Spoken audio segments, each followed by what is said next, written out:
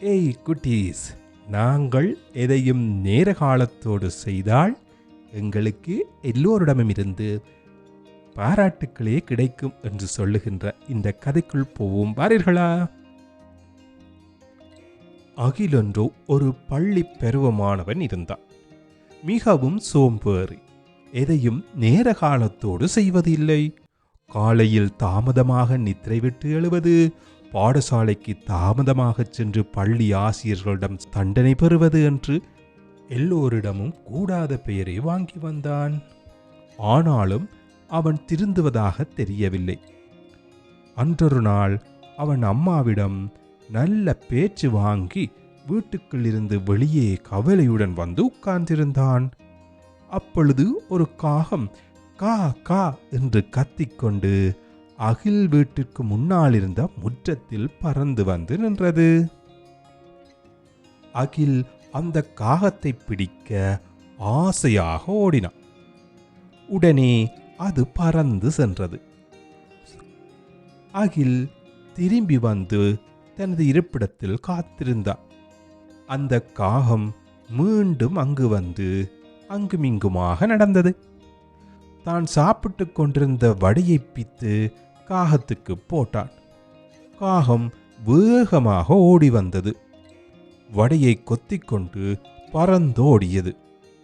அகிலுக்கு அந்த காகத்தை பிடிக்க வேண்டும் என்ற ஆசை எழுந்தது.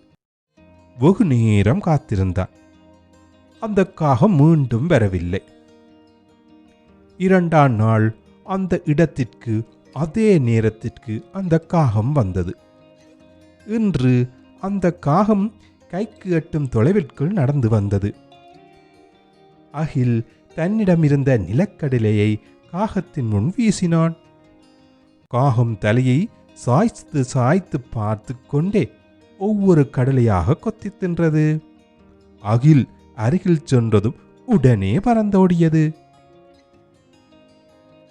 மூன்றாம் நாளும் அந்த காகம் அந்த இடத்துக்கு வந்தது. அதே நேரத்துக்கு வந்தது. இன்று அச்சப்படாமல் காகம் அகிலின் அருகில் வந்தது. அகிலின் கையை ஆவலோடு பார்த்தது. அகில் தனது கையில் இருந்த பிஸ்கெட்டை அதற்கு தூக்கி எறிந்தார். அது ஆறுதலாக அந்த பிஸ்கெட்டினை சாப்பிட்டது. அகிலும் காகமும் நண்பர்களானார்கள். அகில் சொல்வதை கேட்டு காகம் புரிந்து கொண்டது போல தலையை ஆட்டும். சரியான நேரத்துக்கு வரும் காகத்தைக் கண்டு அகில் வியந்தான். காகத்தால் எப்படி முடிகிறது? மணிக்கூடி இல்லை, பேசத் தெரியாது, எழுதத் தெரியாது. ஆனால் சரியான நேரத்துக்கு அந்த காகம் எப்படி வந்து போகிறது? அகிலுக்கு ஒரே வியப்பு. தனது நண்பனான காகத்தைப் போல தானும் சரியான நேரத்துக்கு பள்ளிக்கு செல்வது, அனைத்து வேலைகளையும் சரியான நேரத்தில் தொடங்குவதென முடிவு எடுத்து கொண்டான். சரியான நேரத்துக்கு பள்ளிக்கு வந்து அனைத்தையும் முறையாக செய்யும் அகிலை அனைவரும் பாராட்டினார்கள். மறக்காமல் அம்மாவை கொண்டு இந்த சேனலை சப்ஸ்கிரைப் பண்ணுங்கோ. நன்றி.